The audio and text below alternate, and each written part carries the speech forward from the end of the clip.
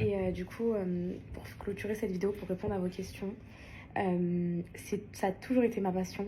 Et je l'ai toujours mis de côté dans un coin de ma tête et j'ai toujours eu de l'amertume quand je pensais à ça. Et là, en tout tentant, donc en étant influenceuse, en me lançant dans l'entrepreneuriat, etc., je me suis rendu compte qu'il n'y avait rien qui m'animait autant que la médecine. Donc là, je ne sais pas ce qui a réveillé mon esprit sur ça. C'est peut-être le fait que mes enfants vont aller à l'école en septembre et que je serai beaucoup plus libre, etc. Mais c'est... en fait, quand je vois des TikTok, etc., de jeunes filles qui ont eu leur année de médecine, la première année et tout, je suis obligée de pleurer à chaque fois parce que j'aurais beaucoup aimé être à leur place. Et vraiment, si j'ai un conseil à vous donner, lâchez pas vos études, c'est très important. Et c'est même pas pour le côté financier, c'est loin de tout ça, les filles. Je pense que vous vous doutez qu'en tant qu'influenceuse, on peut gagner 15, 20 fois le salaire d'un médecin, ça n'a rien à voir. Moi, c'est la passion. C'est vraiment ce qui m'animerait dans ma vie, de me lever le matin et d'aller soigner des gens et d'être là pour aider les gens et d'être au contact de l'humain. C'est quelque chose qui me plaît trop. Je vous jure, c'est quelque chose qui m'a toujours passionnée et que j'ai toujours mis dans un coin de ma tête. Et aujourd'hui, c'est vraiment ce que j'ai envie de faire. Et je pense vraiment qu'avec du travail et de la discipline, je peux avoir les capacités de le faire. Parce que quand je veux, je peux.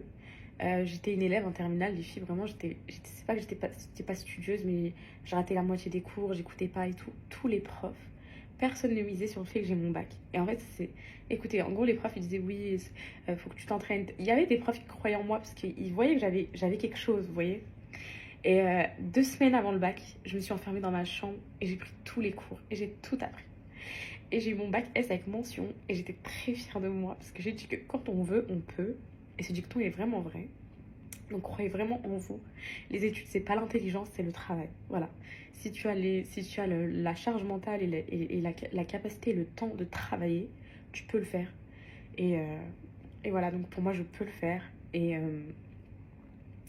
je me vois bien être médecin dans 10 ans. Genre, je sais pas, je me vois à 33 ans, 34 ans être médecin. C'est, c'est un rêve pour moi. Donc, j'ai eu un message d'une abonnée qui m'a dit tu sais, mon père, il a été ouvrier toute sa vie et à 27 ans, il a repris ses études pour être neurochirurgien et aujourd'hui, il est neurochirurgien. À 27 ans, les filles. C'est dans 4 ans. Pour moi, quand tu veux, tu peux. Et surtout dans ce domaine-là. Donc voilà. J'espère que. J'espère que j'aurai des portes qui vont s'ouvrir à moi. Je sais pas, je sais même pas vers où me diriger. J'ai l'impression d'être une cas sociale sortie de l'école. Je vous jure, là, je sais pas. Je sais pas, mais je me dis que si j'ai réussi à un certain moment dans ma vie à l'école, je vois pas pourquoi j'y arriverais pas. Donc voilà.